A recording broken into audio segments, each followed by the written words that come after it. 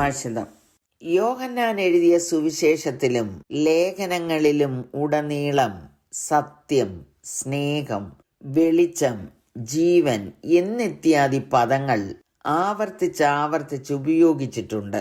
ഇവയെല്ലാം ദൈവത്തിന്റെ ഗുണഗണങ്ങളിൽ പെട്ടതാണ്. ദൈവത്തിന്റെ മക്കൾക്കും ഉണ്ടായിരിക്കേണ്ട ഗുണങ്ങൾ. 13 വാക്യങ്ങൾ ഉൾക്കൊള്ളുന്ന ഒരധ്യായമാണ് യോഹന്നാന്റെ 2-ാം ലേഖനം. അതിൽ സത്യം എന്നുള്ള വാക്ക് 5 തവണ ഉപയോഗിച്ചിട്ടുണ്ട്.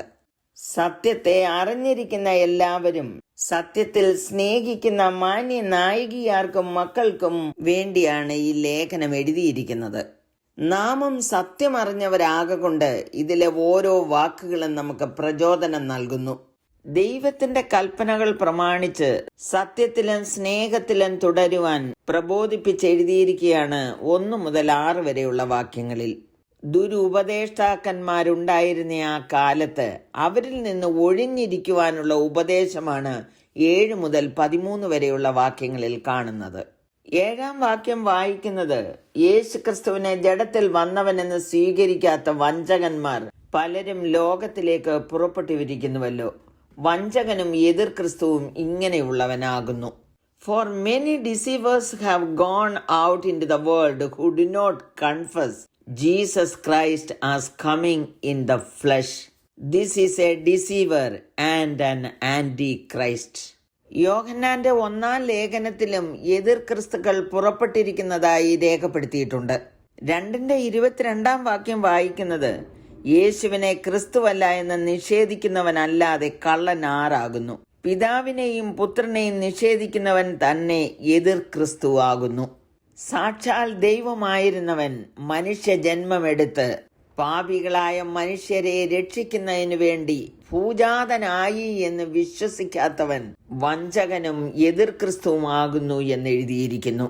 ക്രിസ്തീയ സഭയെ ചുറ്റിപ്പറ്റിയുള്ള തെറ്റായ പഠിപ്പിക്കലിനെ തിരുത്തുവാൻ യോഹന്നാൻ ശ്രദ്ധാലുവായിരുന്നു.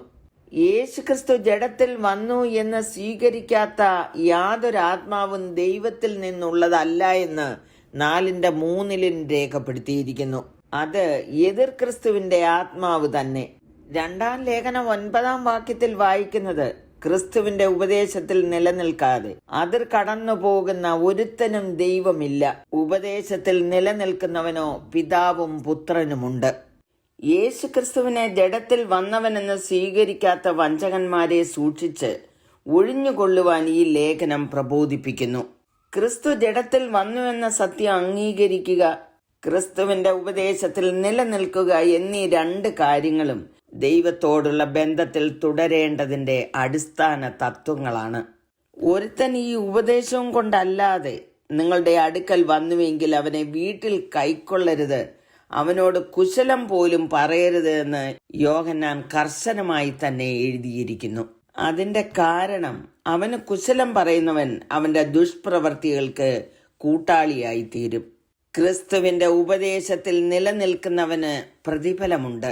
1-ാം ലേഖനം 2-ാം അധ്യായത്തിന്റെ 28-ാം വാക്യത്തിൽ പറയുന്നത്, അവൻ പ്രത്യക്ഷനാകുമ്പോൾ നാം അവന്റെ സന്നിധിയിൽ ലജ്ജിച്ചു പോകാതെ അവന്റെ പ്രത്യക്ഷതയിൽ നമുക്കും ധൈര്യമുണ്ടാകേണ്ടതിന് അവനിൽ വസിപ്പീൻ. അതുകൊണ്ട് 2-ാം ലേഖനം 8-ാം വാക്യത്തിൽ പറഞ്ഞിരിക്കുന്നത്, ഞങ്ങളുടെ പ്രയത്നഫലം കളയാതെ പൂർണ്ണ പ്രതിഫലം പ്രാപിക്കേണ്ടതിന് സൂക്ഷിച്ചുകൊള്ളുവീൻ. പ്രാർത്ഥിക്കാം. കരുണയുള്ള പിതാവേ, അവിടുത്തെ സ്നേഹത്തിലും സത്യത്തിലും നിലനിന്ന് ഞങ്ങൾക്ക് വെച്ചിരിക്കുന്ന പ്രതിഫലമാകുന്ന നിത്യജീവൻ പ്രാപിക്കുവാൻ കൃപ ചെയ്യണമേ എന്ന് യേശുക്രിസ്തുവിന്റെ നാമത്തിൽ അപേക്ഷിക്കുന്നു. കേൾക്കണമേ. ആമേൻ.